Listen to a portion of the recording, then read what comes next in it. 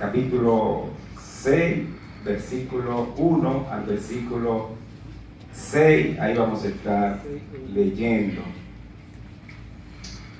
Y dice la Biblia: los hijos de Israel hicieron lo malo ante los ojos de Jehová, y Jehová los entregó en manos de Madián por 7 años. Como la mano de Madián los oprimía cada vez más, los hijos de Israel, por temor a los madianitas, se hicieron cuevas en los montes, cavernas y lugares fortificados. Pues sucedía que cuando Israel tenía algo sembrado, subían los madianitas y amalecitas y los hijos del oriente contra ellos, subían y los atacaban. Acampaban frente a ellos y destruían los frutos de la tierra hasta llegar a Gaza. No dejaban que comer en Israel, ni oveja, ni bueyes, ni asnos. Con sus tiendas y sus ganados subían como una inmensa nube de langostas. Ellos y sus camellos eran innumerables y venían a la tierra para devastarla. De este modo se empobrecía Israel en gran manera por causa de Madián. Padre, gracias, Señor, por tu palabra. Bendícela, a Dios, en nuestras vidas, que ella revolucione nuestra existencia. Oh Dios, y que todo redunde para gloria y honra de tu nombre, Dios. En el nombre de Jesús. Amén. Gloria al Señor. Hemos llegado a considerar que este tiempo en el que nos ha tocado vivir presenta un gran desafío. Es el desafío de usar nuestros mayores recursos en beneficio de la generación infantil, que es arrastrada por el ambiente pésimo del mundo. Y yo creo que todos nosotros conocemos esa gran realidad. Recientemente, participando en un matutino, escuchaba un testimonio de una hermana. Ella decía que su padre le enviaron a comprar algo al colmado y ella fue y compró, pero cuando regresó se paró en un río para lavarse la mano y comerse también algo que le habían dado, y puso lo que le sobró encima de una piedra y se fue. Pero más adelante se da cuenta que el dinero se le quedó en el río. Entonces ella se devuelve. Allí había muchos niños jugando y por supuesto que el dinero no apareció. Dice ella que cuando llegó a su casa fue fuertemente amenazada por sus padres, y como ustedes saben que se dice, la tiene pendiente. Pues así fue, pasó el tiempo, ese mismo día, y en la noche, cuando ya ella pensaba que todo había pasado, entonces la levantaron de ahí con una vara, como ustedes saben también, y dice ella que le dieron una pela que chorreaba la sangre. Algo terrible. Esa es la cruel realidad de los niños. Yo a veces cuando observo a un niño indefenso en esta condición, indefenso digo porque no tiene forma, ¿verdad?, de zafarse ante condiciones tan difíciles en las que viven. También escuché el testimonio de mi pastor a nivel nacional, que él dice que él iba en su vehículo y ve a un niño que está gritando, que sale gritando de la casa, y la mamá venía detrás, y él pensó que si el niño estaba gritando en esa forma era por algo, y él se paró y dijo, ¿qué le pasa al niño? Entonces la mujer lo mira como, ¿y este de dónde sale? Pero quizá debiera ser nuestra actitud. También otro testimonio, recuerdo de Verania, que vio un señor que iba con una niña, ustedes quizás lo escucharon, ¿verdad? Y ella vio como el ambiente que había, y ella dijo, fulano, ¿dónde va? No, que me mandaron, no, préstame la niña. Y entonces ella cogió la niña y la llevó a su casa. Esta es la realidad de la infancia, y el propósito de nosotros con estas palabras es crear conciencia de esta realidad, de esta generación que perece arrastrada por tantas cosas que afectan a la niñez. El texto bíblico que nosotros leímos de Jueces capítulo 6 hasta el versículo 6 también presenta una condición que se estaba dando en la nación de Israel. Dice que el pueblo de Israel pasaba por un momento de crisis espiritual. Josué lo dejó en una buena posición, y esto le llevó al descuido. El ataque de los madianitas y los amalecitas era sistemático y premeditado contra la nación de Israel. Solo atacaban cuando los israelitas estaban a punto de cosechar, para destruir y llevarse el fruto de la tierra. Dice la Biblia que Israel se empobrecía en gran manera. Cuando yo digo que el ataque de los amalecitas y los madianitas era sistemático, quiere decir que ellos estaban pendientes en qué momento ellos iban a atacar a la nación, y lo hacían con un propósito bien específico, destruir a la nación. Hoy la iglesia pasa por un momento similar al de Israel. El mundo está destruyendo nuestro mayor activo, que son los niños. Esta es una realidad que no se puede obviar. La niñez representa la generación emergente, el odre nuevo donde se vaciará el nuevo vino. Lo que el enemigo destruye es lo más valioso que tenemos. Es la generación en la que Dios derramará su gracia y manifestará su gloria. Los frutos en Israel eran destruidos sin contemplación y con furia, ya que el ataque no era directamente contra Israel, sino contra los propósitos eternos de Dios de bendecir al mundo a través de esta nación. Y nosotros podemos ver también, hay algo que está detrás de todo esto con relación al ataque de la niñez. No es a la niñez directamente. El ataque del enemigo no es un ataque personal contra la niñez. Yo creo que es un ataque contra la iglesia, porque la iglesia representa, como hemos visto acá, la generación relevo, donde Dios se va a manifestar a este mundo.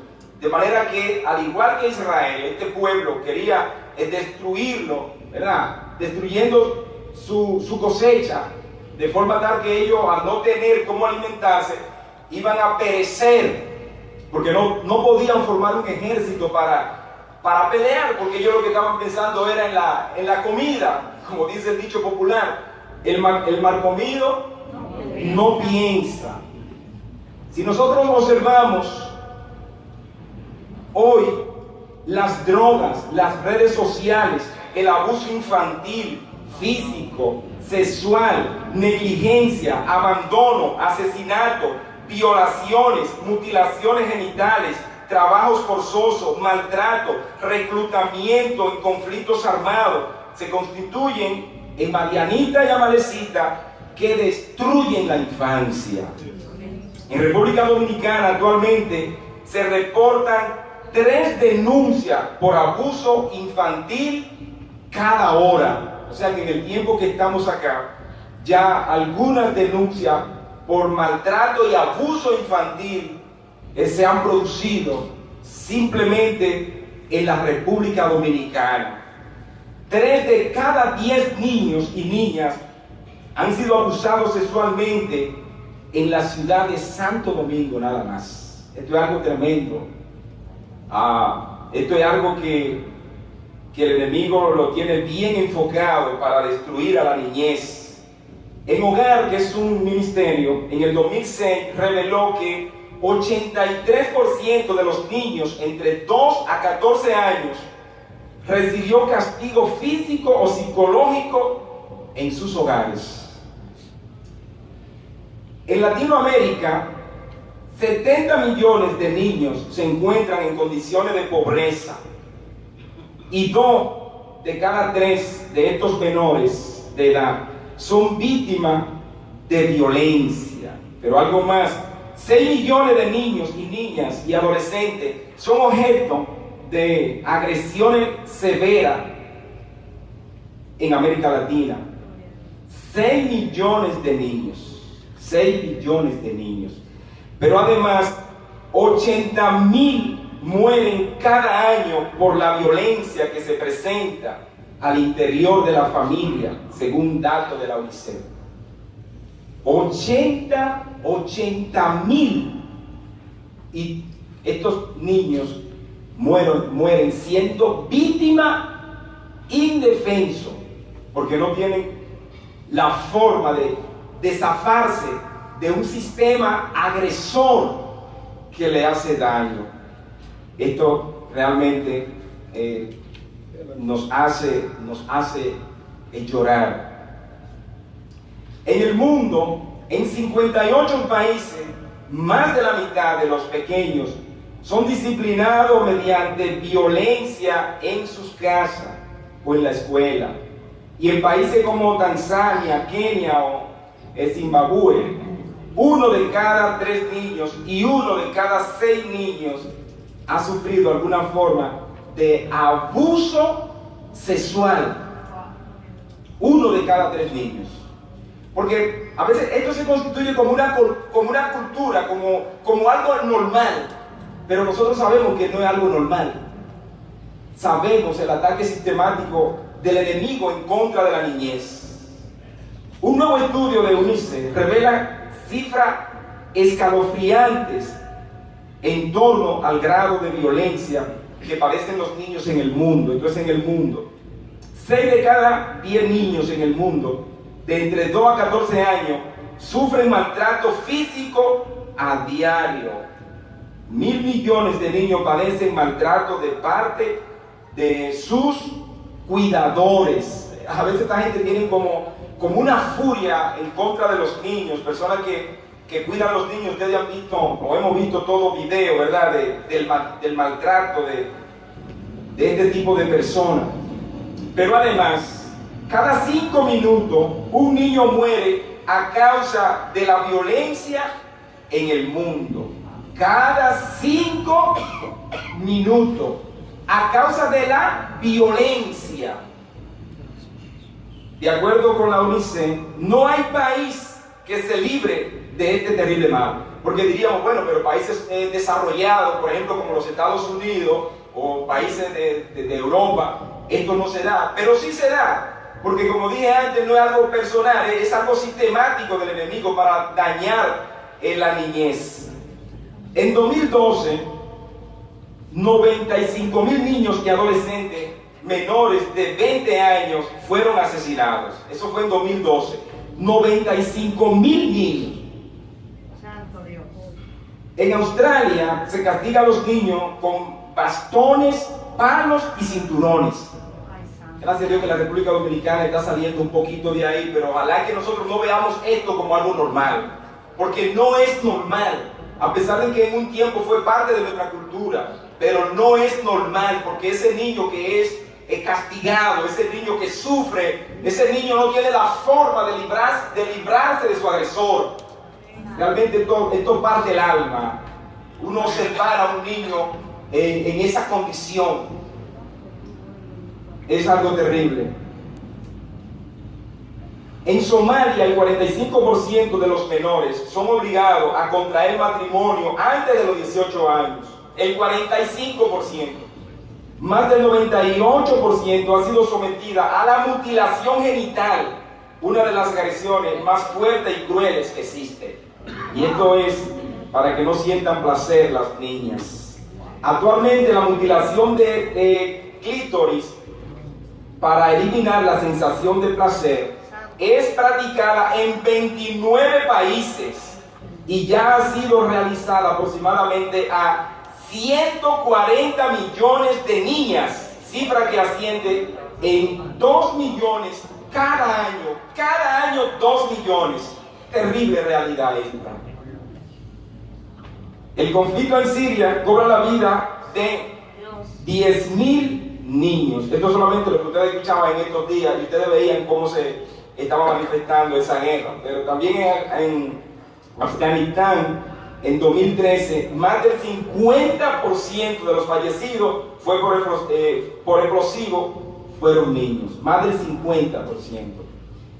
Hasta 30.000 niños luchan en una de las milicias en el Congo. Esto sí que es terrible, porque cogen los niños y lo hacen parte de la guerrilla, pero son niños indefensos y lo obligan a matar. Están perturbando la vida de esa criatura con la cual Dios tiene también el propósito. Pero también otra cifra más a escala global: 30 millones de niños de 2 a 4 años son víctimas de algún tipo de violencia. 300 millones. 300 millones. Otra cruel realidad es que estamos perdiendo a nuestros hijos dentro de nuestra casa por falta de comunicación y de amor. Algo terrible también, porque aquí se da una pugna entre ese niño que va subiendo y el padre muchas veces. Y eso se da dentro del hogar. Siempre recuerdo a un conferencista, amigo nuestro, un señor mayor, que él decía que él se tiraba al piso a jugar con sus niños, le quitaba el carrito y se mandaba por acá y jugaba con él. Y la esposa le decía: deje ese muchacho ya que te descanse, déjalo. Y él decía: no, este es mi hijo, yo no puedo perderlo, tengo que ganármelo. Por eso hay un dicho que dice que ser padre es cosa de hombre, porque uno tiene que crear todo el ambiente para uno no perder lo más valioso que uno tiene, su familia. Porque a veces se hacen enemigo el padre del muchacho adolescente, porque existe un ambiente tan fuerte afuera, un ambiente tan compungido, ¿verdad? Por tantas cosas, que fácilmente usted dentro de su casa puede perder a sus hijos. Entonces aquí hay que ser sabio, porque nosotros estamos llamados a trabajar con esta generación. Tenemos que ser sabios nosotros, pero además estas palabras deben servir para que nos convirtamos en orientadores, en multiplicadores de esta palabra. Pero hoy, además, tenemos iglesias que no tienen ni adolescentes ni jóvenes. Y los niños que en ella hay prácticamente no los tienen. ¿Por qué? A veces lo obligan a estar en el servicio, pero no tienen una programación que vaya destinada a la niñez. Eso es terrible. Parece que sucede aquí como lo que estaba pasando en Israel, con los madianitas que venían y se llevaban los frutos. Así también el mundo está viniendo y llevándose nuestro mayor activo, que son los niños de nuestra iglesia. Terrible realidad.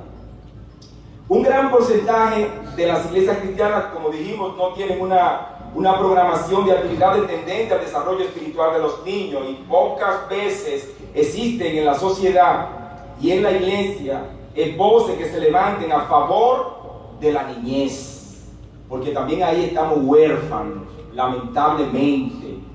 No hay voces que vengan en pro de la niñez, son muy pocas las voces. Gracias a Dios por Samaritan, ONM.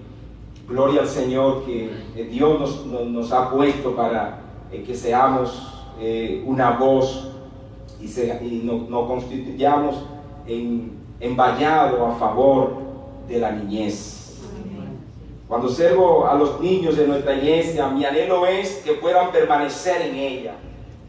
Pero lamentablemente la realidad es otra. Cuando adquieren cierta edad, son arrastrados por el mundo y la iglesia duerme sin reaccionar a esta cruel realidad. Pareciera que la iglesia se esconde en cuevas para no asumir su compromiso de levantar la voz en contra de este desafío que nos consume.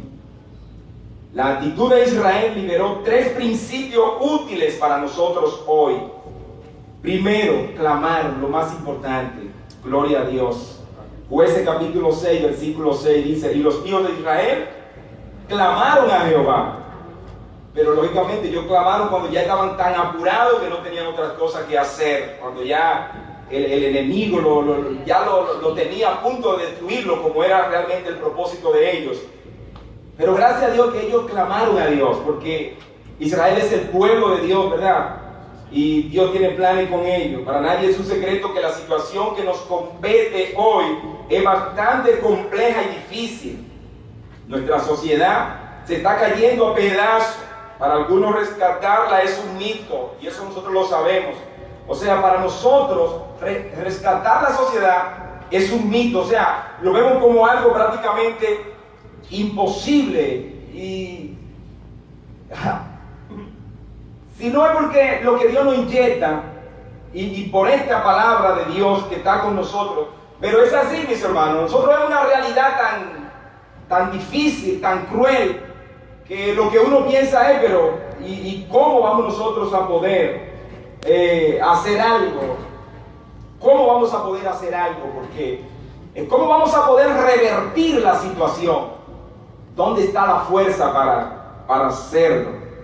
Cuando vemos el ambiente que reina en las grandes urbes, es plagada por la incredulidad, ¿verdad? Estas grandes ciudades que usted la ve, que ellos van caminando, uno observa, van caminando, pero no tienen en su agenda a Dios. Y uno piensa, pero ¿cómo uno va a revertir la situación? ¿Cómo uno va a lograr que la nación se torne a Dios? Porque ellos están coordinando, pero en sus planes no tienen a Dios. Me recuerdo el Salmo 2 que dice que los pueblos se reúnen, coordinan y están planificando romper su lazo con Dios. O sea, desligarse totalmente de Dios. Pero dice la Biblia que Dios se ríe porque Dios es el dueño de todo lo que existe. Nosotros somos criaturas de Dios y nosotros somos de Dios. Gloria al Señor. Gloria a Dios. No obstante, así se veía Israel también cuando era atacado por los madianitas y los amalecitas, ¿verdad? Como nosotros vemos la situación ahora, también la veía el pueblo de Israel, porque ¿cómo ellos iban a poder vencer un ejército tan poderoso, tan fuerte? Porque los amalecitas, los madianitas, no solamente ellos, dice, y otros también, otros pueblos, estaban coordinados sistemáticamente, lo tenían prácticamente en jaque. No había forma. Solamente para ellos poder revertir la situación, tenían que organizarse, ¿verdad? Para ver si podían primero resolver el problema de los alimentos, para ver luego si podrían formar un ejército. O sea que la situación de Israel era una situación totalmente pésima y difícil. Sin embargo, la esperanza estaba en que Dios entrara al escenario a favor de su pueblo. Igual nosotros hoy, ¿verdad? Si nosotros provocamos que Dios entre al escenario, todo cambia. Aleluya. Porque lo que nosotros vemos imposible, Dios lo hará posible. Amén. Dios es el protagonista de la historia, porque cuando clamamos, Él irrumpe a nuestro favor con portentosas manifestaciones y milagros. Aleluya. Dios es Dios. Cuando Cristo entra al escenario, todo cambia. Gloria al Señor. Dice el versículo 11. Entonces vino el ángel de Jehová y se sentó debajo de la encina que está en Ofra, la cual era de Joás, Abiesita.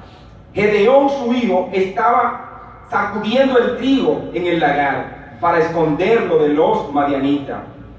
Gloria al Señor. Algunos teólogos dicen que hubo una teofanía aquí, que ese ángel era Cristo que estaba ahí. Ahora llega Dios. Ahora llega Dios. Aleluya. A ese ambiente. Podríamos nosotros imaginarnos ese ambiente cuando llega la presencia de Dios, cuando Dios va a tomar el control a favor de su pueblo.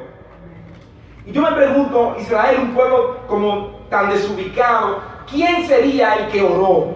Porque dice que Israel oró, pero generalmente no es que todo el pueblo ora. Siempre hay personas que oran. Aleluya. Yo con este compromiso acá de esta participación, yo he aprendido que uno está aquí, pero tiene que haber otra persona orando. Pero he visto de no pedir oración, de que a la iglesia, oren por mí, que no.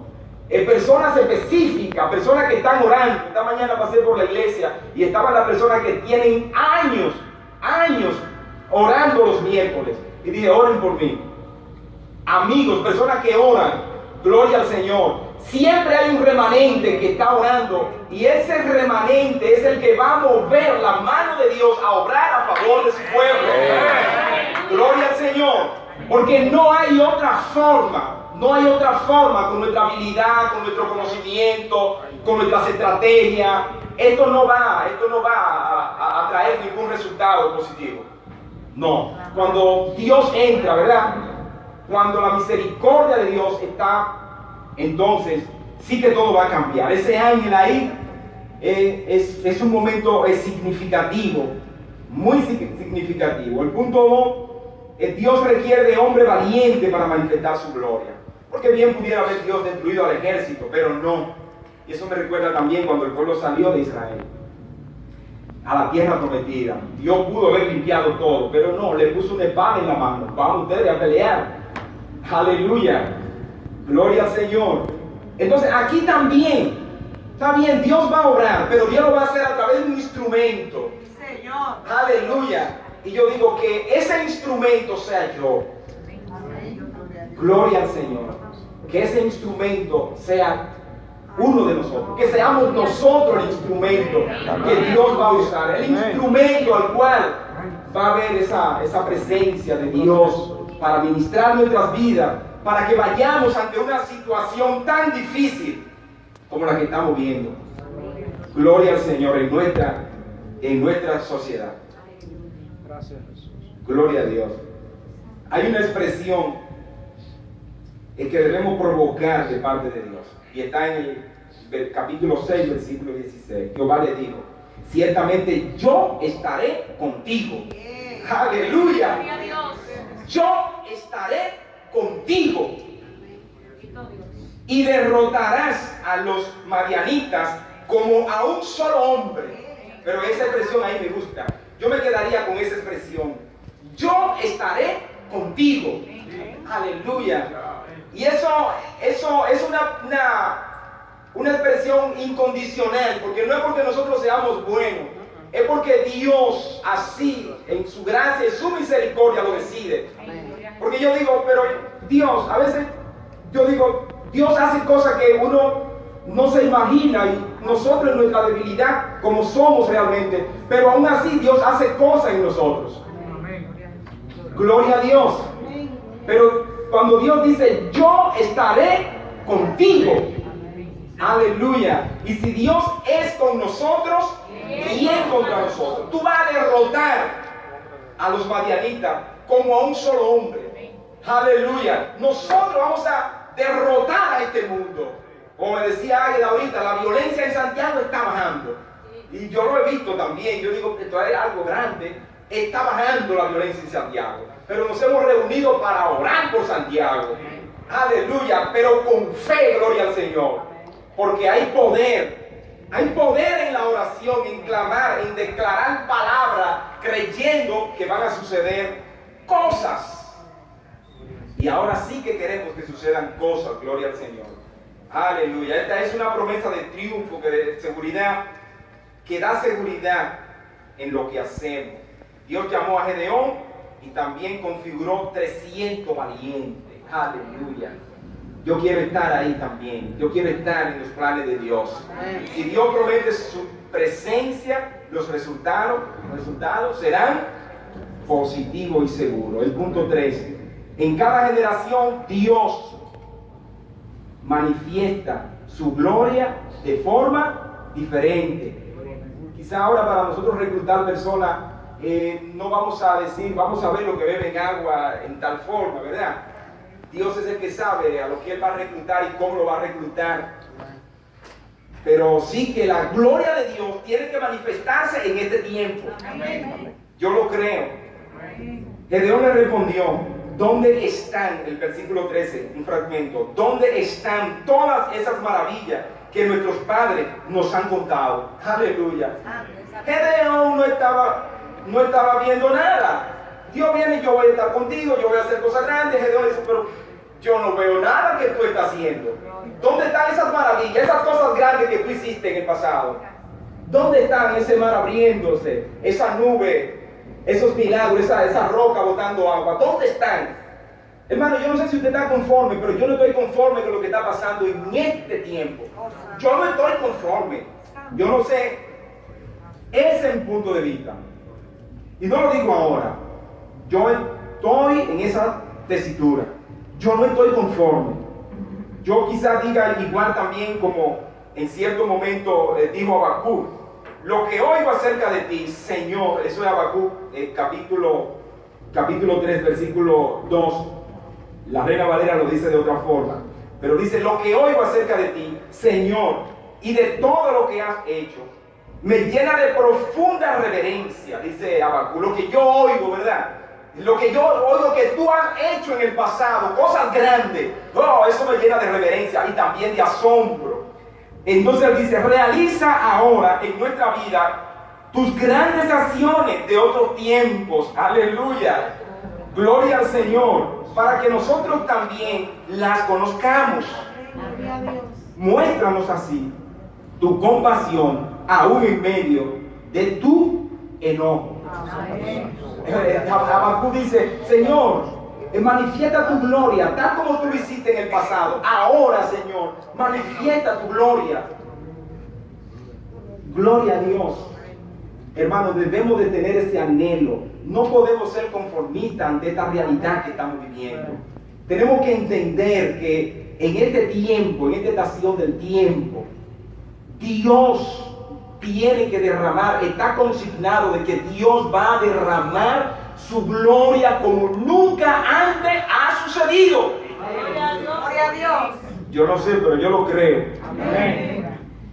Y hay un último punto que dice que hoy debemos clamar por la manifestación de la gloria de Dios destinada a este tiempo.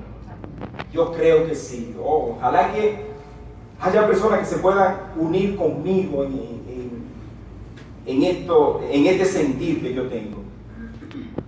Que nosotros nos enfoquemos en pedirle a Dios que entre al escenario a favor de la niñez en la República Dominicana y como intercesores a cualquier circunstancia en Latinoamérica y el mundo. Aleluya, gloria al Señor. Que puedan suceder cosas grandes como nosotros nunca la hemos visto. Y debe de ser así porque es Dios quien la va a hacer. Amén. Aleluya. Y aunque lo veamos imposible, sí, Él lo va a hacer. Y a veces hay una incredulidad que la tenemos metida por aquí adentro. Recuerdo siempre un señor que estaba orando, una ancianita ahí casi cayéndose, y ella le ore por mí, le dice. Y él dice: sí, vamos a orar. Y cuando empieza a orar, él está orando con la boca, pero en su mente está pensando: a esta no la salva ni el médico chino. Entonces, a veces hay una incredulidad que la tenemos aquí metida, aquí dentro. Oh, Dios mío. Debemos de creer que Dios va a entrar al escenario y pedir que Dios, como dijo Habacuc: Señor, manifiesta tu gloria en este tiempo. En la otra versión dice: en medio de los tiempos, en este tiempo, manifiesta tu gloria. Aleluya.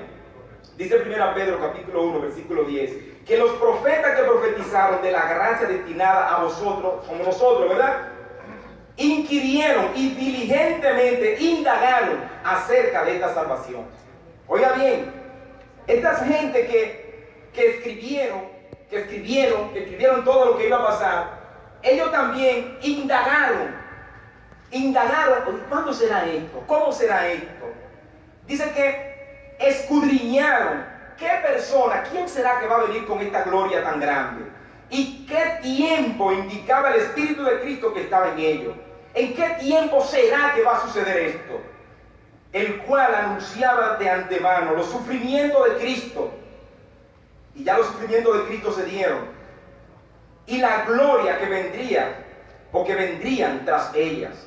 Hermano, el sacrificio de Cristo en la cruz del Calvario trae una gloria que está destinada específicamente a este tiempo. Gloria al Señor. Y ellos anhelaron participar de esa gloria. Ellos quisieron participar de esa gloria. Pero dice Hebreo que muchos murieron y simplemente saludaron de lejos la promesa. Como dice 1 Pedro 1:12 también. A esto se les reveló que para sí mismo, a esto se les reveló que no para sí mismo, sino para nosotros, gloria al Señor, administraban las cosas que ahora os son anunciadas por los que os han predicado el Evangelio por el Espíritu Santo enviado del cielo. Cosas en las cuales anhelan mirar los ángeles. Aún los ángeles, voy a tener 2 minutos más, por favor. 2 minutos, ¿me lo dan? 2 nada más. 2, ok, para terminar. Ya llegó el tiempo. Gloria a Dios. Aún los ángeles anhelaban o anhelan participar en esto. Aún los ángeles estaban pendientes de lo que Dios está destinado a hacer con el hombre en este tiempo. Gloria al Señor. Entonces el mandato para nosotros, el versículo 3 de 1 Pedro dice: por tanto, ceñid los lomos de vuestro entendimiento, sed sobrios y esperad por completo en la gracia que se os traerá cuando Jesucristo sea manifestado. No se muevan sin la gracia. No se muevan sin la gracia. El entendimiento, ¿verdad? Seguir los lomos del entendimiento y esperen por completo en la gracia. Gedeón no se podía mandar a actuar, él tenía que esperar, porque Dios es el protagonista de la historia. Y Dios es el que va a obrar, Él es quien tiene las estrategias y la forma como lo vamos a hacer. Pero además no somos nosotros, es la gracia de Dios, dice aquí la Biblia. Es la gracia de Dios la que va a operar. Gloria al Señor. Gloria al Señor. Yo digo, finalizando, que clamemos a Dios y busquemos su presencia hasta escuchar su voz que nos diga: yo estoy contigo. Aleluya. Creemos la base para la manifestación de la gloria de Dios tal como está consignada para este tiempo. ¿Qué tiempo más especial es este? Dice alguien que el caminar en la gracia bajo este tiempo crea una adrenalina más fuerte que aterrizar un transbordador. Porque es algo que uno ve la gloria de Dios obrando en diferentes dimensiones, en diferentes formas. Pero uno va caminando en este nivel, ¿verdad? Y uno tiene que saber dónde uno va a pisar, cómo uno va a avanzar, cómo uno se va a dejar dirigir de Dios. Porque son cosas grandes que están destinadas a pasar, cosas grandes que nosotros estamos viendo que están pasando también. Pero no podemos salirnos de ese nivel. Ahí tenemos que avanzar, empujados por la gracia de Dios, dejándonos guiar por completo por Dios. En tal sentido debemos promover relaciones más abiertas y participativas que favorezcan la comunicación sincera, la confianza mutua entre los padres y los hijos. También debemos incentivar la necesidad de preservar la integridad física y personal de los niños y adolescentes. Orientémosles acerca de las instituciones y procedimientos para solicitar ayuda y presentar quejas en caso de abuso. Ahí hay algunos teléfonos, por ejemplo, que se pueden llamar, porque para eso estamos nosotros. Entre los teléfonos están la Defensoría de la Niñez, más luego se lo podemos dar. Es el miembro activo también de todos los programas de oración tendente al bienestar de la niñez en nuestro país. Sigamos orando con fe y con seguridad. Sigamos con la confianza en la oración. Vamos a participar y entregarnos por completo a todo este proceso de ONN, gloria al Señor. Vamos a entregarnos por completo, vamos a entregarnos, gloria al Señor. Vamos a servir sin escatimar esfuerzo. Vamos a entregarnos, vamos a trabajar por la niñez, porque así Dios nos está motivando. Gloria al Señor. Dios le bendiga. Amén.